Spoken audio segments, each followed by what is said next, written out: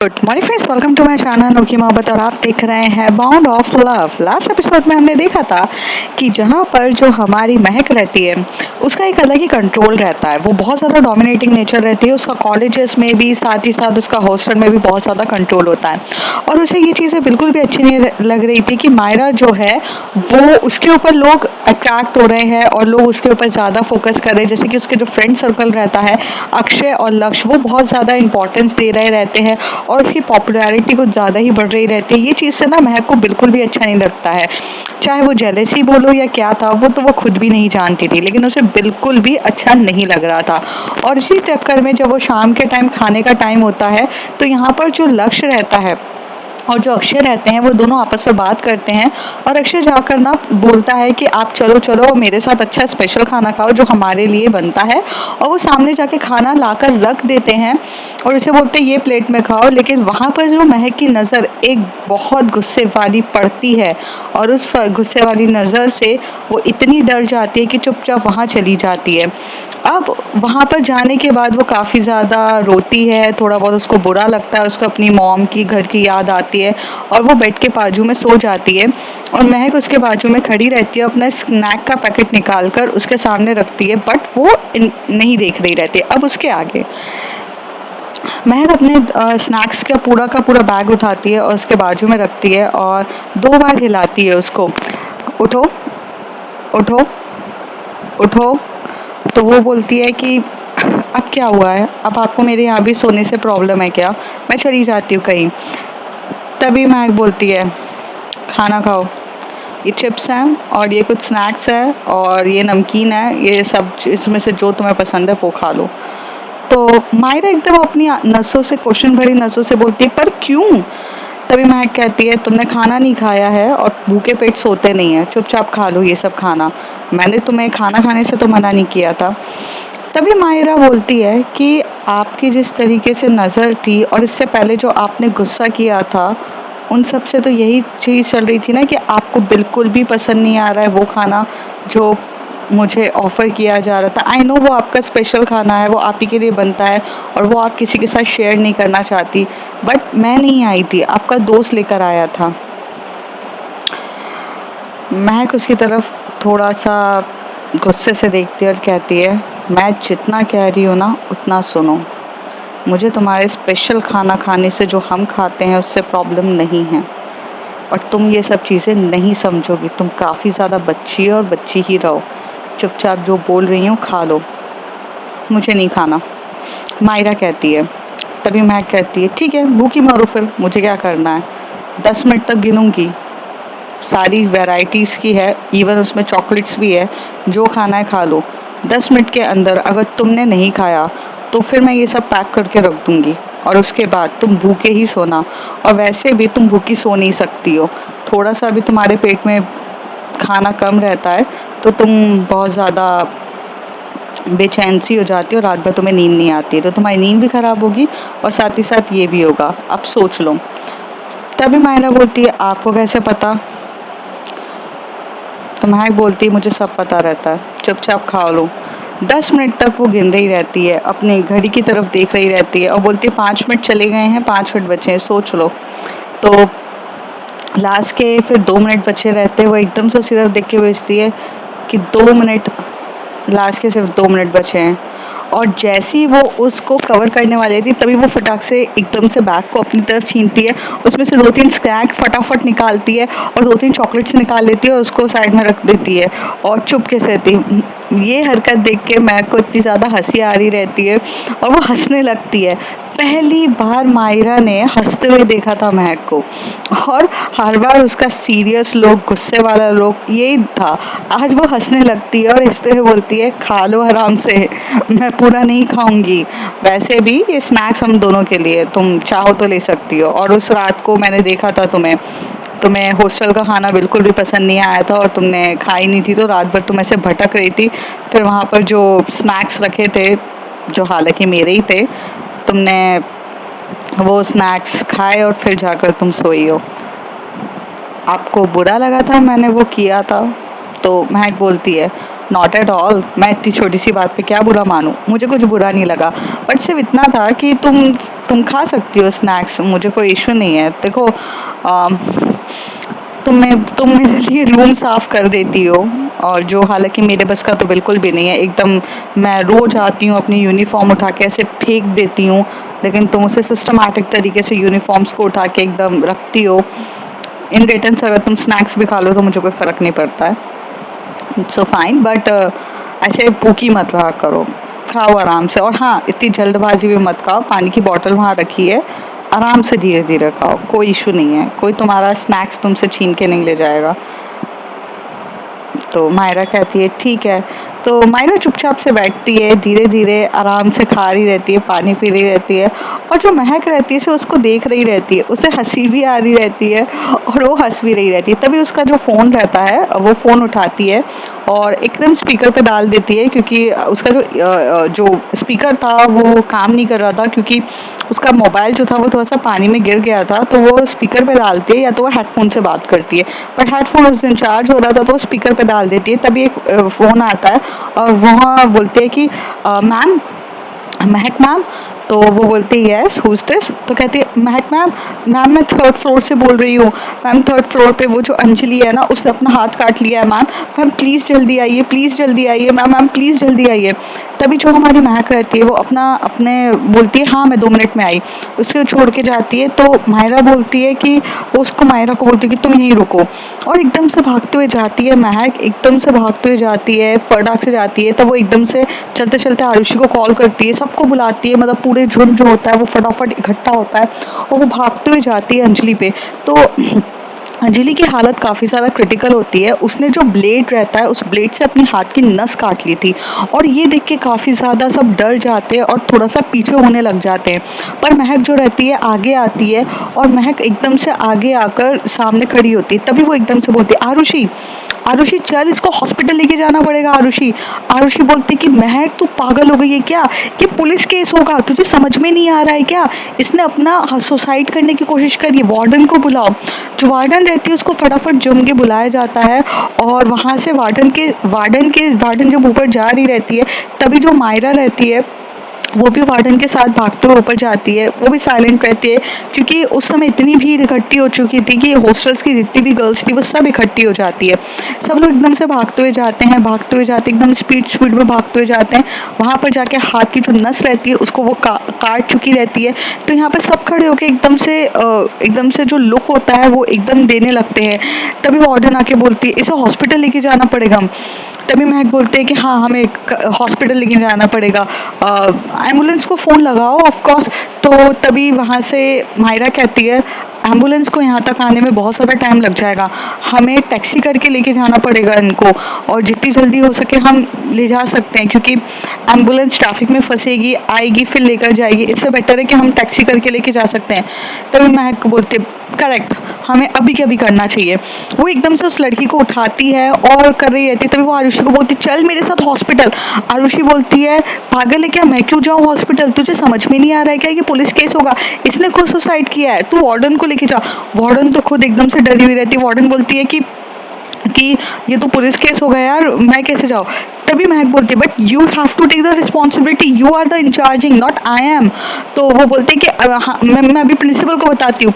तभी वहाँ से महक बोलते प्रिंसिपल को कोई कुछ नहीं बताएगा। मैंने क्या कहा, प्रिंसिपल तक ये बात नहीं पहुँचनी चाहिए, कोई कुछ नहीं बताएगा। First of all we have to find out the reason कि इसने ये सब चीज़ें क्यों करी और क्या वजह रही है। तो तभी वो बोलते हैं कि आरुषि तेरे पे कोई ब्लेम नहीं आएगा, तू इसको मेरे साथ हॉस्पिटल तो लेके चल। तभी आरुषि बोलते नहीं यार, मुझे ये सब पंगे में नहीं पड़ना है। तभी वहाँ से वो दूसरी लड़कियों की तरफ देख के बोलते कोई चल रहा है क्या, तो कोई भी नहीं चलता है। तभी वो बोलती ठीक है भाड़ में जाओ तुम सब लोग। ऐसे बोलकर वो उस लड़की को गोदी में लेके जाती है, बिकॉज हमारी जो महक रहती है वो थोड़ी सी फैमिली, मतलब उसकी थोड़ी सी स्ट्रांग रहती है, उसका थोड़ा सा मस्कुलिन पावर रहती है कि वो कम से कम गोदी में तो उठा सकती थी। और वो इतनी दुबली पतली लड़की एकदम हड्डी टाइप की थी कि उसको आराम से वो गोदी में उठा लेती है और उसे लेकर जा रही रहती है, फटाफट स्टेज से लेके जा रही रहती है। धीरे धीरे वो फटाफट जाती है। तभी वो वहाँ से वार्डन को बोलती है टैक्सी का अरेंज करो कोई ना कोई, वहाँ जाके टैक्सी को रोको। फिर वो वहाँ पर जाते हैं जो लड़कियां रहती हैं वो इतनी तो मदद करती है कि टैक्सी को रोक देती हैं। वहाँ की हॉस्टल वाली लड़कियां टैक्सी को रोकती है, टैक्सी खुलती है और टैक्सी में यहाँ पर जो हमारी महक रहती है वो आराम से बिठा रही रहती है उस लड़की को। और तभी वो बोलता है इसको क्या हो गया, तो कहते हैं कि उसकी थोड़ा एक्सीडेंट हो गया है, आप चलिए ज़रा हॉस्पिटल लेके चलिए। वो वहाँ बैठती है तो दूसरी तरफ से गेट ओपन होता है और वहाँ पर मायरा उसके साथ वहाँ पर बैठती है। तभी महक मायरा की तरफ देखती है और मायरा बोलती है चलें। महक कुछ भी नहीं बोलती है, उस समय उस लड़की को लेके जाती है।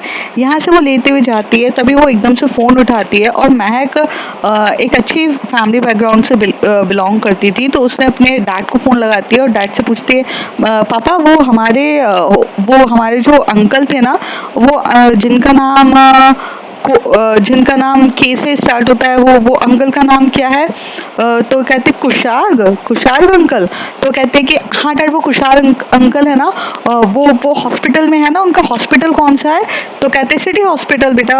तो कहते हैं हाँ बस वो कुशार अंकल का आप नंबर दे देंगे, वो मेरी फ्रेंड की तबीयत ज़्यादा खराब हो गई है तो मैं उनको उधर ही लेके जा रही हूँ, प्लीज़ आप नंबर सेंड कर दो। तो कहते हैं कि हाँ बेटा मैं कर देता हूँ, कुछ इमरजेंसी है क्या? तो कहते हैं नहीं इमरजेंसी नहीं है, आप बस नंबर सेंड कर दो। यहाँ पर वो एकदम से नंबर लेती है और फिर एकदम से कुशार को बोलती है। तभी वो कहती है कि सर हेलो अंकल, मैं महक बोल रही हूँ, महक देसाई। हेलो। तो वो कहते हैं कि हाँ बोलो।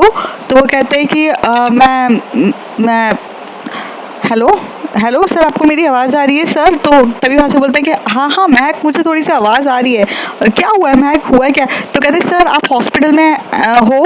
तो वो कहती है कि हाँ बट महक मैंने आपको पहचाना नहीं, आप कौन हो? तो वो कहती है कि आप शेखर देसाई को जानते हो ना सर? तो वो कहते हैं कि हाँ शेखर तो मेरा बहुत अच्छा दोस्त है, मैं उन्हीं की बेटी हूँ। एक्चुअली सर मेरी फ्रेंड की ना थोड़ा सा एक्सीडेंट हो गया, उसकी थोड़ी तबीयत ठीक है, आप प्लीज़ उसका ट्रीटमेंट कर देंगे, थोड़ा इमरजेंसी है। तो कहते हैं हाँ ठीक है आप लेकर आओ, मैं अभी यहीं पर हूँ, आप लेकर आइए, ठीक है। तो ऐसे करके वो बोलते हैं कि सिर्फ 10 मिनट में हम पहुंच रहे हैं। वो उसे वहाँ पे न्यू लाइफ हॉस्पिटल जो होता है वहाँ पे सॉरी सिटी जो हॉस्पिटल रहता है वो उसको फटाक से सिटी हॉस्पिटल के वहाँ पे लेके जाती है।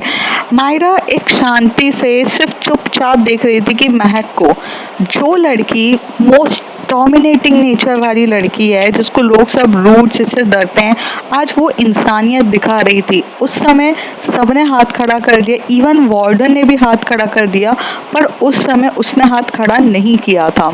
वो वहाँ से हॉस्पिटल में लेके जाती है, उसे वहाँ से स्ट्रेचर्स जो होता है उस पर लिटाती है और सर को बोलती है। तो सर बोलते इसने सुसाइड किया है क्या?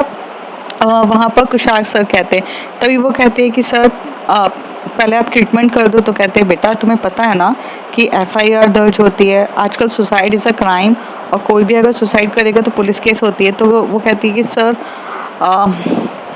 आई नो ये सब होता है but sir it's my kindly request कि उसका पूरा करियर डिस्ट्रॉय हो जाएगा और फालतू का पुलिस केस वो क्यों करेगी सर, हम इंजीनियरिंग कॉलेज में हैं एंड वो अभी तो उसका करियर स्टार्ट हुआ है, अगर कोई भी एफआईआर दर्ज उसके नाम पर हो जाएगी, आगे जाके कॉलेज का कैंपस होगा या कुछ भी होगा, उसमें उसे जब उसका बैकग्राउंड वेरिफिकेशन होगा तो उसमें उसको बहुत ज़्यादा प्रॉब्लम होगी। मुझे नहीं पता उसने क्यों किया है, क्या है, मैं नहीं जानती हूँ, बट जब वो होश में आएगी तो मैं उससे वजह पूछूंगी और अगर आपको उस समय ठीक लगता है कि ये सच्ची में पुलिस केस का मैटर है, चीज़ें अगर बहुत ज़्यादा ख़राब होगी तो हम करेंगे, बट अभी कुछ भी करना गलत है। तो वो कहते हैं कि बट यहाँ पर इंस्ट्रक्शंस है कि अगर वो फैमिली इश्यूज़ की वजह से कर रही है सुसाइड या वो किसी भी चीज़ की वजह से इशू कर रही है तो पहले एफआईआर दर्ज होती है। तो कहती है सर आप मेरे डैड को तो जानते हो, तो प्लीज़ उनके खातिर थोड़ा सा एडजस्ट कर लो। मैं ऐसे ऐरी गैरी लड़कियों को नहीं लेकर आती सर, वो बहुत अच्छी लड़की है, I don't know what's a reason behind of that, but please it's a kindly request कि आप एफआईआर दर्ज ना कराइए। I beg to you, please I begging you. तब वो बोलते अच्छा ठीक है बेटा मैं करता हूँ, पहले उसका ट्रीटमेंट करता हूँ, ठीक है एफआईआर हम बाद में सोचेंगे। तो कहती है ठीक है। फिर वहाँ से वो ट्रीटमेंट स्टार्ट हो जाता है और तभी जो मायरा रहती है दूर खड़ी हुई होकर देख रही रहती है। मायरा को एक बात बहुत अच्छी लगती है महक की कि बंदी अपने से पहले दूसरों के बारे में सोच रही है।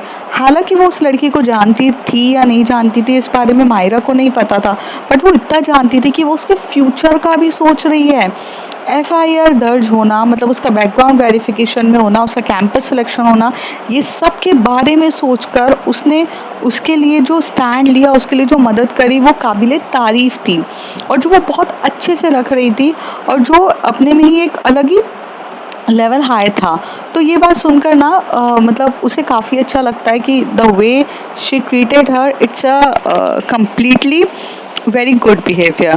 तो यहाँ पर वो शांति से बैठी रहती है, तभी वो उससे बोलती है कि तुम यहाँ बैठो, मायरा तुम यहाँ बैठो। तो वो कहती है कि ठीक है। मायरा वहाँ शांति से बैठी रहती है। थोड़ी देर में यहाँ से वो जाती है हॉस्पिटल के वहाँ पर, और कुछ हॉस्पिटल की जो फॉर्मेलिटीज रहती है कि बिकॉज उसको एडमिट किया गया है, उसका पैसा खर्च तो होगा, तो वो सारे पे कर रही रहती है और पे पूरा सब कुछ करती है। उसके बाद वो वहाँ पर ना एक वहाँ पर कैंटीन भी रहती है, थोड़ा सा दूर रहती है। तो वहाँ पर कैंटीन से जाती है और वहाँ से ना एक समोसे रहती है, वो समोसे लेकर आती है और वो मायरा के पास में लाकर देती है और बोलती है कि खाना खा लो कुछ, तुमने स्नैक्स भी नहीं खा पाई थी मेरी वजह से, एंड मुझे नहीं पता था कि this all trouble will be happen, but this is for you, please खा लो। तो वो कहती है कि मेरे को भूख नहीं लगी है। तो कहती है पर सेहत के लिए तो खा लो, नहीं है पसंद तो डस्टबिन है वहाँ पे फेंक सकती हो। अब एकदम से प्यार से एकदम स्विच ऑफ द एटीट्यूड जो होता है वो देखकर उसको समझ में नहीं आता कि क्या है ये लड़की, कभी इतनी स्वीट होती है, कभी एकदम से स्विच होती है, भगवान जाने ये क्या है। तो वो चुप रहती है और वो कुछ भी नहीं बोलती, एकदम साइलेंट तरीके से समोसा लेती है और धीरे से खाती है। उतनी देर में डॉक्टर बोलता है she is out of fine, but वो थोड़ी सी अनकॉन्शियस है बिकॉज उसका स्टिचेस वगैरह किया गया है। उसको 1 घंटे के बाद होश आ जाएगा। तो वो कहती है थैंक यू सर। तो वो कहते हैं कि बेटा तुम्हारे डैड बहुत अच्छे इंसान है, मैंने उनका ध्यान में रख के रखा है, बट अगर ऐसा कुछ भी मैटर हो तो तुम्हें पुलिस का सहारा भी लेना चाहिए। It's a time to take a help of the police, okay. तो वो कहते हैं sir I completely agree with you, मैं करती हूँ। एंड बाय द वे इस हॉस्टल में जो ये मतलब हो रहा है उसमें वार्डन क्यों नहीं आई है। तभी वो स्माइल करके बोलती है सर सबके सब डरते हैं, जब भी किसी की सुसाइड केस हो या हालत कंडीशन ऐसी हो तो डरते हैं, मैं देख लेती हूँ सर, ओके। तभी उसके सर बोलते हैं ठीक है, और ऐसे बोल के चले जाते हैं। मायरा और वो वहाँ पर बैठे रहते हैं। मायरा धीरे धीरे समोसा खा रही रहती है। तभी यहाँ पर महक उसकी तरफ देख के बोलती है यार तुम समोसा खाने में इतना टाइम क्यों लगा रही हो, मतलब मैं तुम्हारे साथ जबरदस्ती कर रही हूँ क्या समोसा खाने के लिए, नहीं है पसंद वहाँ डस्टबिन है डाल दो। तो कहती नहीं नहीं मैं थोड़ा स्लो ही खाना खाती हूँ, ठीक है। पानी चाहिए। तो कहती है हाँ। तो कहती है ठीक है रुको यहीं पर। फिर वो वहाँ से जाती है, पानी का बॉटल लेकर आती है और उसे देती है और ऐसे पी लेती है। तभी वो एकदम से उससे पूछती है तुम्हें मेरे साथ आने की क्या ज़रूरत थी।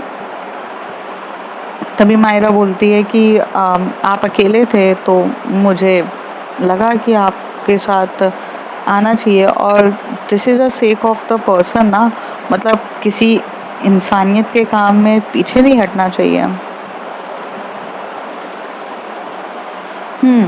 महक सिर्फ कहती है। फिर महक से वेट कर रही रहती है। तभी मायरा बोलती है वो एक बात मुझे आपसे कहनी है। तो वो कहती है कि हाँ आपको बुरा लगा क्या मैं आई। तो महक बोलती है नहीं बिल्कुल नहीं, इवन मुझे काफ़ी अच्छा लगा कि तुम में इंसानियत है, क्योंकि आज तो मैंने देख भी लिया कि लोगों में इंसानियत नहीं होती और सबसे पहले लोग सेल्फिश होते हैं, अपना ही देखते हैं। वेल 1 मिनट, हाँ इसको होश आ गया, मैं देख कर आती हूँ। फिर वो अंदर जाती है, अंदर जाकर वहाँ खड़ी रहती है। तो मायरा भी अपना समोसा फटाफट ख़त्म करती है, पानी पीती है और एकदम से अंदर की तरफ आती है।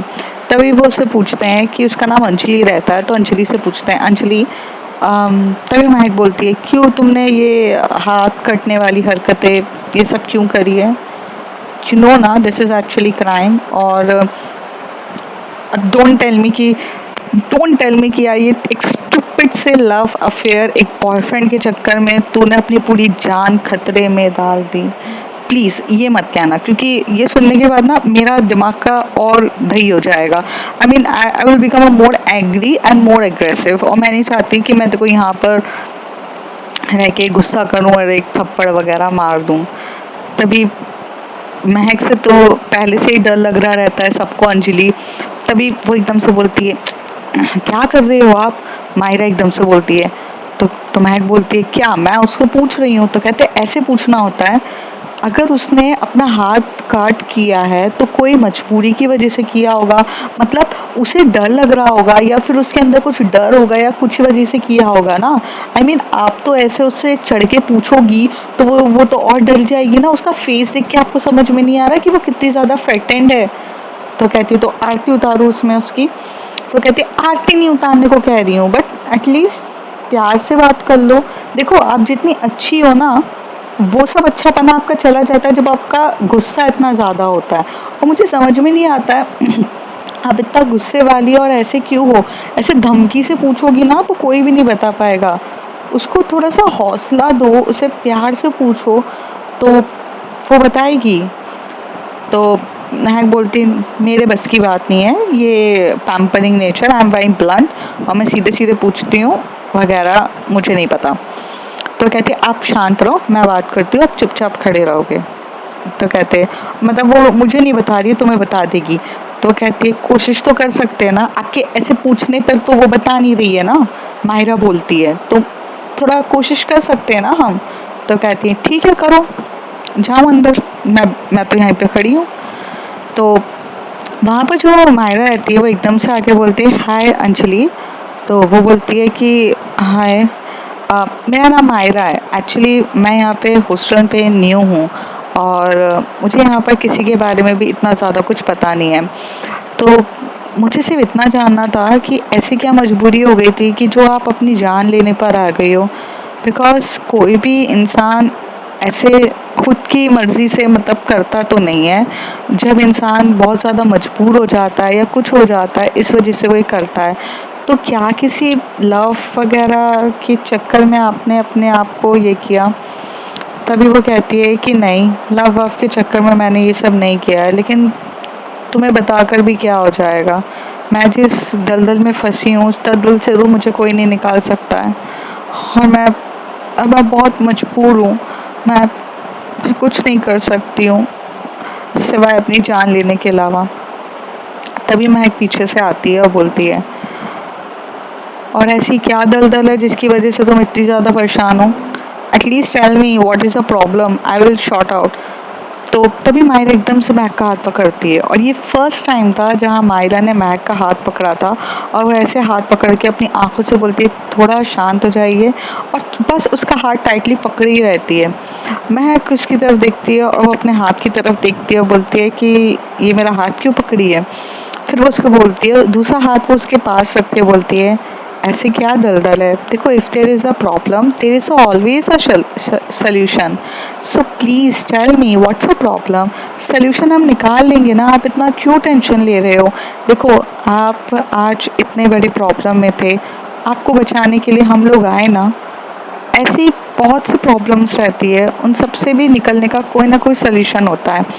Life ending is a not a solution, so please tell me कि क्या प्रॉब्लम हो गई है। मैं कोशिश तो कर सकते ना। तो तभी वो कहती है कि सेकेंड ईयर में एक स्टूडेंट है जिसका नाम है वरुण। वरुण और वरुण और मैं एक दूसरे को डेट कर रहे थे। महक अपनी आंखों को ऐसे करके बोलती, अगेन ये डेटिंग वाली चीजें स्टार्ट हो गई। उसको तो ऐसे चिढ़ हो रही थी, बट फिर भी वो चुपचाप वहाँ खड़ी थी। और तभी वो कहती है कि we use to date each other. तो वो कहती है कि ओके फिर। तो कहते हैं कि महक एकदम से, don't tell you that you are the pregnant and that's why he is not taking a responsibility, और तुम एकदम से ये सब कर रही हो। तो वो कहती है नहीं, ऐसा कुछ नहीं हुआ है। तो मायरा बोलती है, आप शांत होके उनकी सुनेंगी कि नहीं? थोड़ा सा शांत हो जाइए, और ऐसे बोल के और हाथ को टाइटली उसका पकड़ लेती है महक का। महक सोचती है ये मुझे क्यों टॉर्चर कर रही है हाथ पकड़ पकड़ के, पर वो चुप रहती है। फिर वो एकदम से बोलती है please tell me what's a problem. तो कहते हैं कि वो मुझे ब्लैकमेल करने लगा।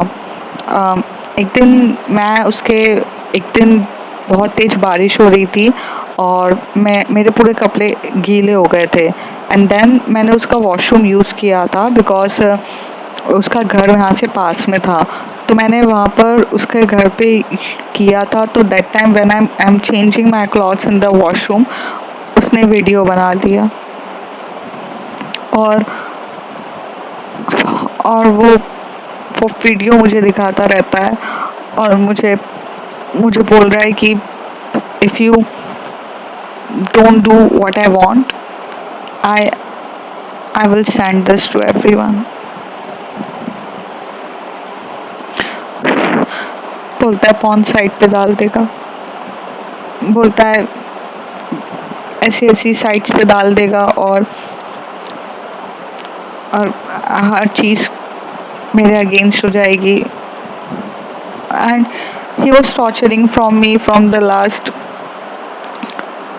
1 month। अब बहुत हो गया, नहीं हो रहा हैंडल, कि फैमिली को बताऊंगी तो कोई समझेगा नहीं, डैड को बोलने जाऊंगी तो डैड ये बोलेंगे कि जानबूझकर तुम्हारा उसका कुछ चल रहा होगा, दैट्स वाई ये वो, हर चीज़ के लिए मुझे ही सुनने को मिलेगा और फिर मैं हैंडल नहीं कर सकती।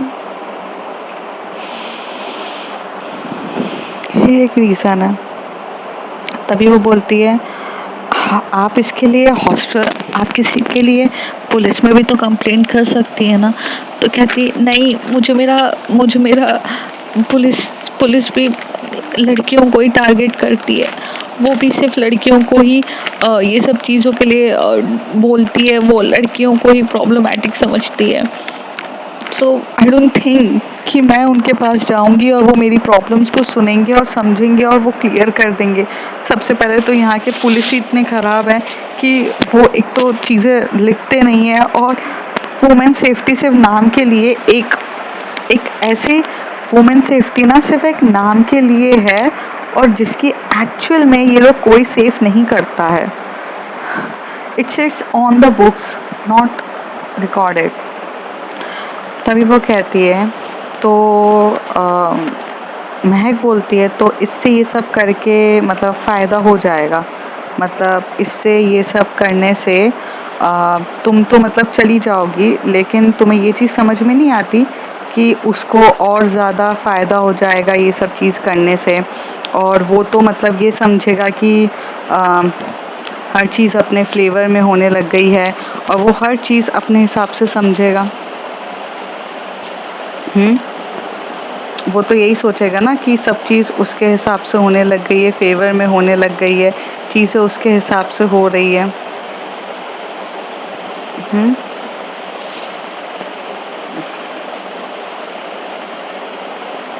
आपको समझना चाहिए ना ये सारी चीज़ें।